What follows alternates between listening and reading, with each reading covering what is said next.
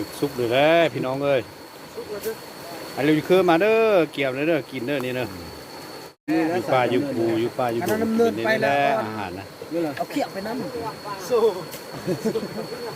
เห็ดไม้ไหมปีนตลอดแม่มันจังบ่ไม้ไหมไม้กินแซ่บเลยแซ่บบ่ นี่ยอดอาหารพื้นบ้านเลยยกเข้ามาเลย คลองแห่อยู่ตามห้วยนี่แหละอยู่บ้านนอกบ้านนาอาหารอยู่ป่าอยู่ดงคือเก่าเลยพี่น้องเด้อ ยักษ์โควิดพื้นบ้านนี่แหละต้องอะไรหรอ กินแบบธรรมชาติเลยมื้อนี้ก็ได้พอดีจำนวนหนึ่งมาก่อนมีพี่น้องเลยมาตำหลังคลองแห่กินนำกัน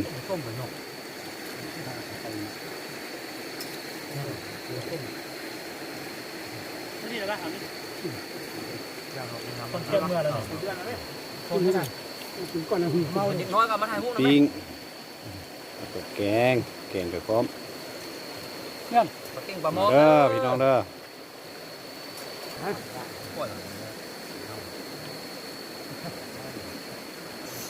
พี่น้องเด้อปิ้งปลาแซ่บแซ่บ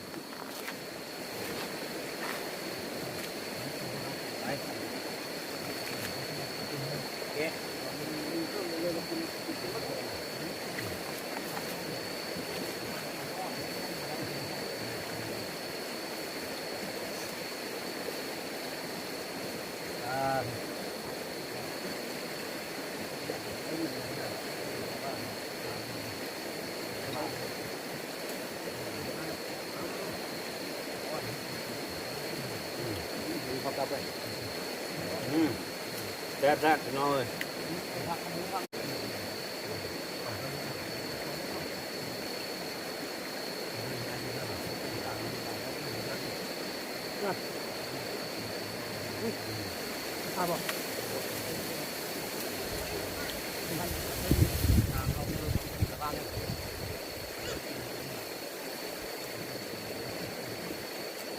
นั่นเลยปันเท่าไหร่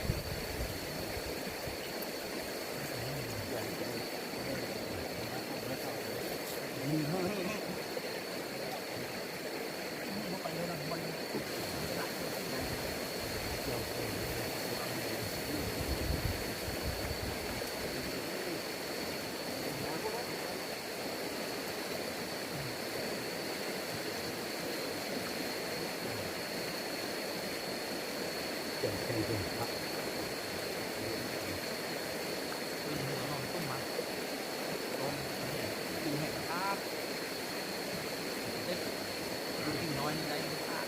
ส่วนที่พูดนะครับต้องพูดได้ต้องพูดปลาได้เงิน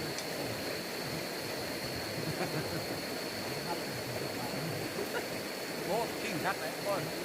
เดียวกระน้อย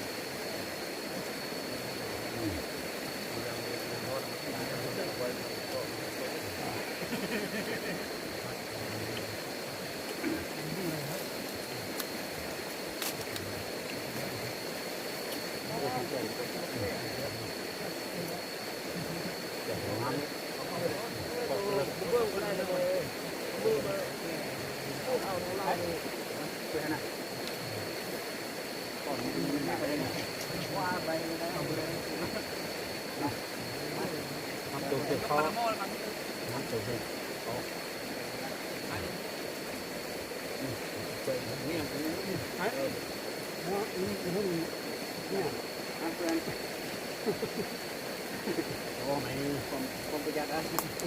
นี่ล้างพ้นไปทำอะไรแล้วล้างพ้นหล่นการหล่นยืดมันมานักน้อยแล้วมากันนั่นหอมเลยนี่เฮ้ยหอมยังเตรียมพ่วงเหรอแต่ว่าอย่างม้าอยู่แต่ว่าบังคับไปแล้วนั่งได้เต่งกินอยู่เมื่อยแล้ว